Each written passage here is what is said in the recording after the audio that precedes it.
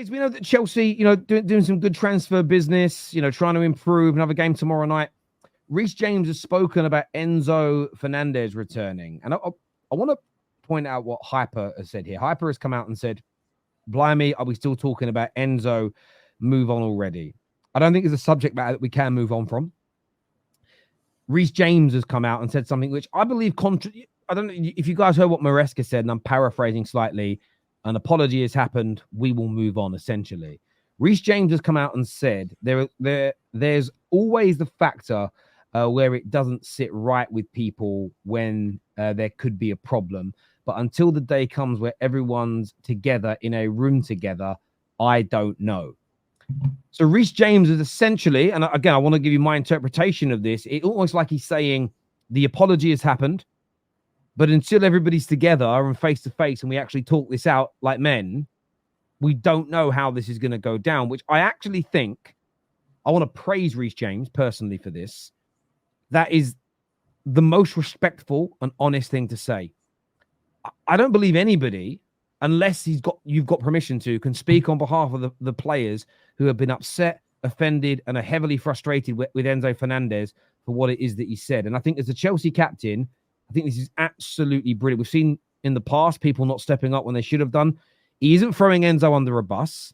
He isn't speaking on behalf of anybody. He's just saying, until we're all together, I don't know. So there are some, and Hyper's done it in our comment section, that almost want to brush this under the carpet as Maresca said it's all going to be okay. Let's leave it alone.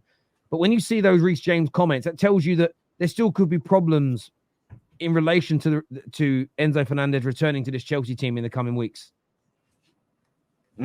It's I hate this, really. I hate this because it shows to me the fact that there's talk about a player who's engaged in racist singing being, welcome back and accepted. Everyone's happy. It just shows that they're just above everyone else when it comes to morality and decency, because if any other normal person did that, they'd be sacked. If any one of us did that, we'd be cancelled, right? People would be saying we need to be deplatformed, all of that stuff. Because it's a talented football player, it's okay to look past it because he's important to Chelsea, either on the pitch or as a player that can be sold for money. We can't just ostracize him like you would regular people. So listen, I believe, some people, you can be forgiven, you can learn, you can mature, but hold players to the same standards that you hold everyone else just because they're football players. So it's a bit of a mess. I've seen, some of the pictures that have been coming on Instagram of players taking pictures in solidarity and Chelsea fans saying that Enzo's being isolated. I don't know if it's going to be as simple for a lot of them players to just move on. Do you know what I mean? With an apology.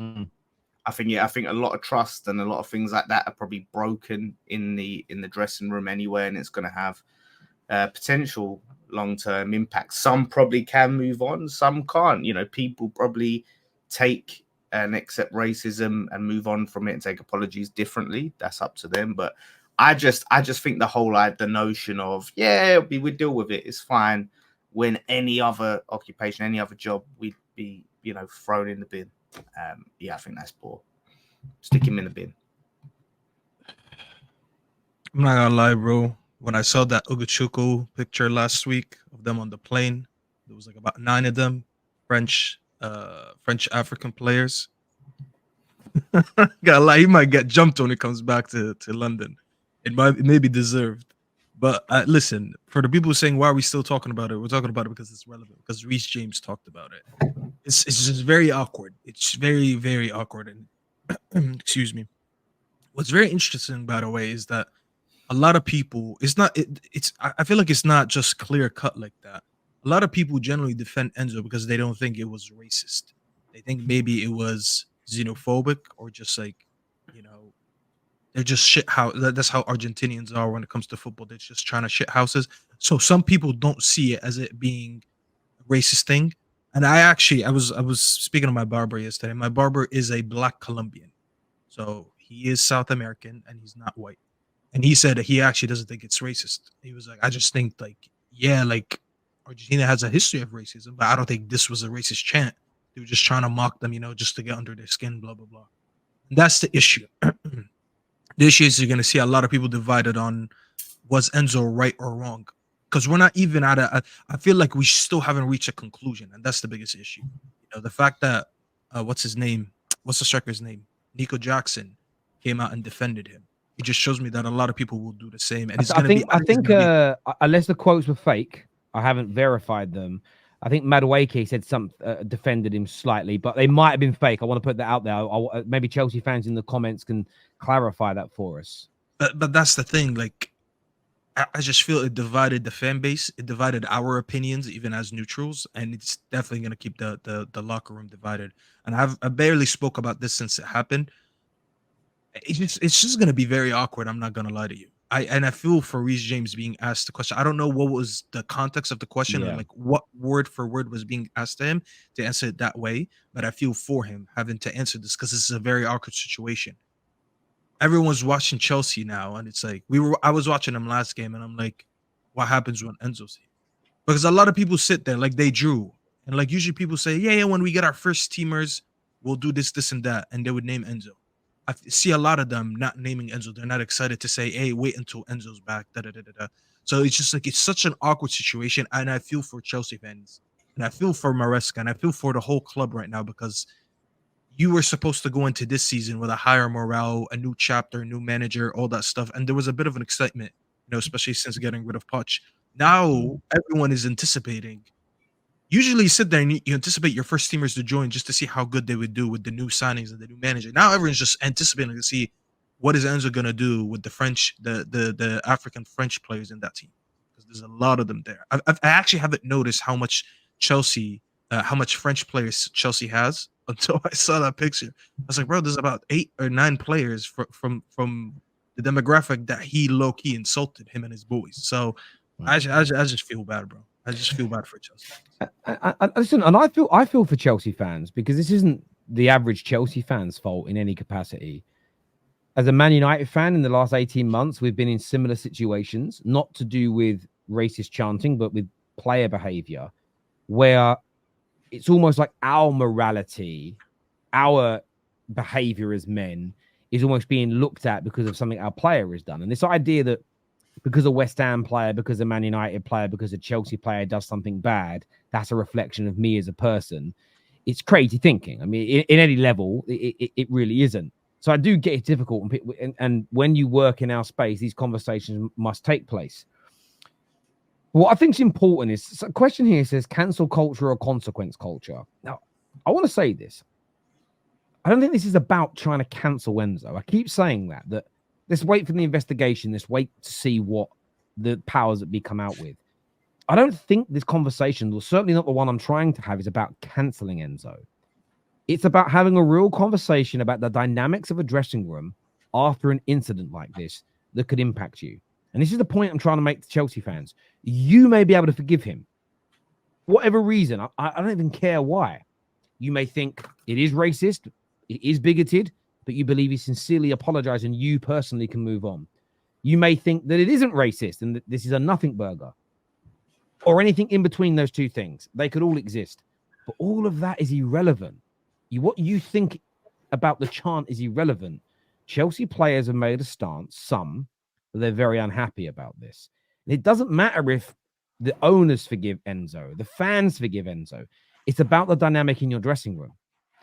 And if the best thing for your dressing room ends up being Fernandez has got to go to repair the dynamic, it doesn't matter about your own personal feelings about the chant. It matters about the dynamic in your dressing room. And that element of the conversation I think is almost being forgotten about. People see it as a witch hunt for the player. It isn't.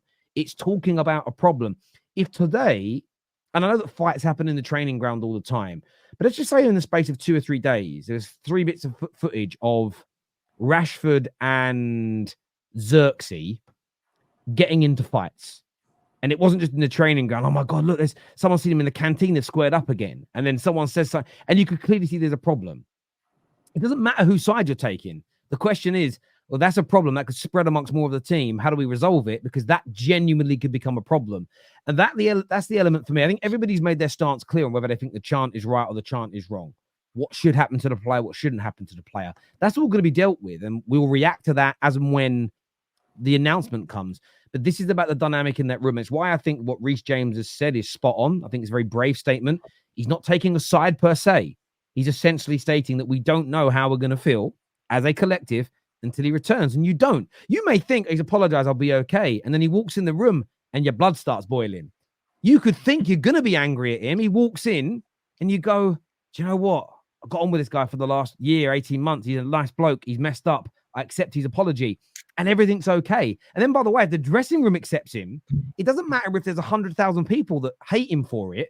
If the dressing room is active, they can still produce as a football team. And yes, of course, the first and foremost and most important thing is doing everything we can as a society to limit bigotry, racism, xenophobia.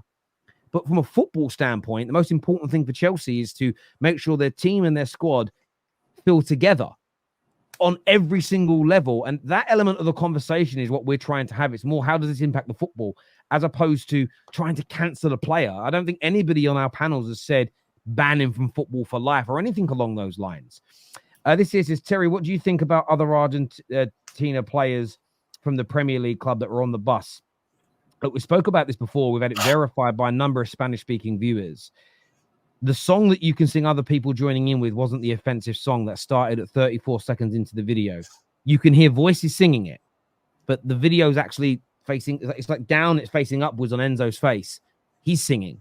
You can't see who else is singing. So the problem that you have, and this goes for all of those players and everybody else on the bus, because we don't know who else was singing the offensive song, nobody can be condemned. No. How can you condemn Romero or Lissandro or Lo Celso or Messi weren't even on the bus or any of those players if you don't know if they were singing it or not? So again, I'll say that if more footage come out tomorrow and Garnacho's joining in, I will have the same energy for him. And if lots of Man United players start doing what Chelsea players have done, I'll have the same conversations.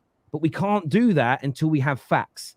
We know that Enzo was involved because we've seen it and he's come out and apologized. So I understand where you're coming from, but we can't have the same energy because we don't know. And I'm not going to sit here and start accusing people of things with zero evidence. That's just irresponsible, stupid, and unprofessional.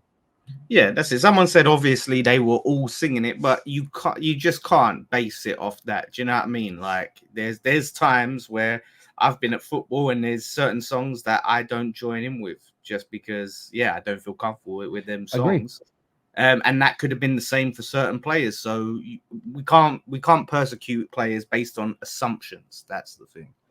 Of course, I mean I've been at Anfield where it's where they've been singing, and I'm sure Liverpool fans have heard the same. Where I've heard them singing "Who's That Lying on the Runway? Who's That Lying in the Snow?" Their song about the Munich air disaster. I know for a fact it isn't the whole of Anfield that was singing it. It was probably 20%. So I can't be like, right, I know I'm going to make someone's name. I know James Redmond was at that game. Therefore, I'm going to go on the internet and say James Redmond's a disgrace because he was singing that song. I don't know if he was singing it or not. I'm sure James Redmond would never sing that song, by the way. It's purely a hypothetical example. But I couldn't, if there was video footage of him doing it, I'd condemn it. But unless I can see him doing it, just because he's in the vicinity, you can't do it. And some will say you're just trying to protect Man United players. I don't think I am. I've condemned bad things United players have done. You know, I condemned Man United over the Anthony stuff. Not even, turned out there was no case to answer for. But I said, how stupid are we, sending doctors to these rooms without checking on what's going on? Like, I looked at our due diligence over those things and slammed us because it was irresponsible and stupid. So I've called out my own club as much as anybody else's. So this is not about trying to protect anybody. I just wanted to congratulate Reece James because I thought what he said was brave. I thought what he said was correct. Very, very impartial. And look, I'm not going to get on an Enzo Maresca, but the way he kind of alluded to it's all been dealt with because there's an apology. I don't think he's in a position yet to say that. I don't think he should be speaking on behalf of the players that feel offended on a racist level. I don't believe unless he spoke to them and that's what they've told him, which Reece James has now completely contradicted. He shouldn't be talking like that. He should be saying the players will deal with it when he returns and they'll sit down and speak and we'll go from there because no one knows yet. Nobody knows yet.